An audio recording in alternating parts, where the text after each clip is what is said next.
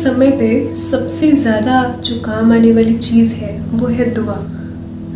आप हॉस्पिटल में एडमिट हैं, आपके पास बहुत सारा पैसा है, लेकिन काम क्या आने वाला है? दुआ। इसीलिए अपने जीवन में दुआएं भी बटोरते चलिए।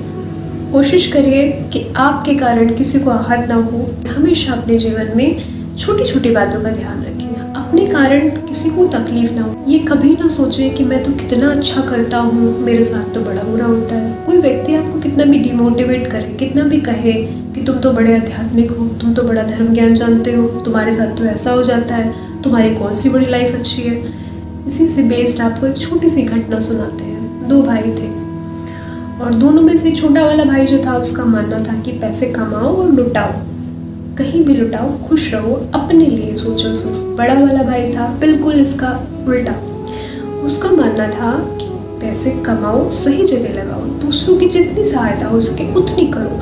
वो खुद भी कष्ट में रह के दूसरों की सहायता करने के लिए तैयार रहता था, बड़ा भाई। छोटा वाला भाई ऐसा नहीं था। छोटा भाई जो है अपने बड़े भाई को बार बार कहता रहता, भैया तुम ऐसे करते हो, तुम तो बहुत दान पुण्य करते हो, फिर भी तुम दुखी रहते हो, तुम्हारी तबीयत खराब रहती है, तुम सुखी नहीं हो, तुम्हारे जीवन में ऐसा है वैसा है, बहुत सारी बातें उसको कहता था। और बड़ा भाई भी छोटे भाई को समझाता था कि ऐसा मत करो, हर चीज़ का कर्मफल होता है। लेकिन छोटे भाई को भी बड़े भाई की बात का कोई फ़र्क नहीं पड़ता था, बड़े भाई को छोटे भाई की बात का कोई फ़र्क नहीं पड़ता था। एक बार की बात है, बड़ा भाई अपने काम से वापस लौट रहा था और उसके पैर में कील चुभ गई और उसके पैर से बहुत ज़्यादा खून निकलने लगा।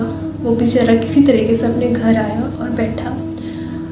तब तो उसका भाई आया। छोटे भाई ने देखा तो उससे पूछा कि क्या बात है। तो उसने बताया कि ऐसी ऐसी बात है, चोट लग गई है, कील चुभ गई है।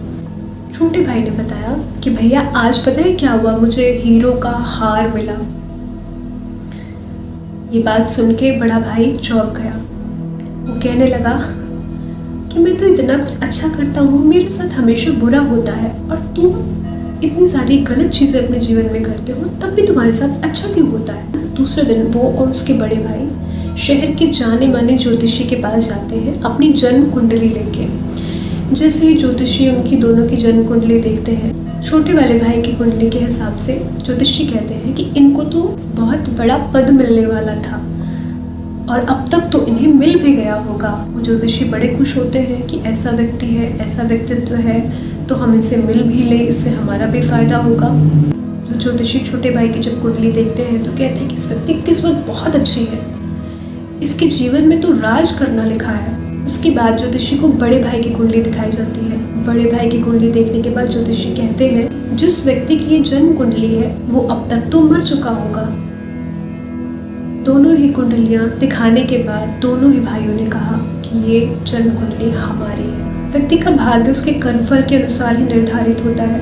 छोटे वाले भाई का भाग्य बहुत अच्छा था, जितना उसको मिला था उससे भी वो कहीं अधिक प्राप्त करने का अधिकारी था, लेकिन बुरे कर्म करके जितना वो प्राप्त करने वाला था उसको भी उसने खो दिया। हीरे का हार, उन पैसों को खर्च करके वो फिर से उसी स्थिति में आ गया। बड़ा भाई जो था उसके जीवन में उस वक्त मृत्यु लिखी हुई थी, लेकिन ईश्वर ने इतनी कृपा की कि जहाँ पे उसकी मृत्यु होने वाली थी, ईश्वर की कृपा ने सिर्फ और सिर्फ एक छोटी सी मुसीबत से ही टाल दिया। ऐसा कभी मत सोचिएगा कि आप अच्छा करते हैं तो आपके साथ बुरा होता है। एक वक्त जीवन में ज़रूर आता है जब आपके कर्म फल, जो भी आपका पिछले कर्म का हिसाब है, वो पूरा हो जाता है। तब तक आप अपने जीवन में बेहतर से बेहतर करते रहिए, दुआएं कमाते रहिए। जब वो समय पार होगा तो आपकी किस्मत ज़रूर बदलेगी। सच्ची ईमानदारी के साथ, पूरी निष्ठा के साथ अपना कार्य करते रहिए, अपना मन ईश्वर में लगा के रखिए। हम सब कुछ नहीं जानते हैं, लेकिन कुछ कुछ जो जानते हैं उससे तो थोड़ा बहुत बोध रख ही सकते हैं, थोड़ा बहुत बोध ला ही सकते हैं। तो अपने जीवन में हमेशा सकारात्मक रहिए। अच्छे कर्मों का अच्छा परिणाम हमेशा मिलता है, इसमें कोई संशय नहीं है।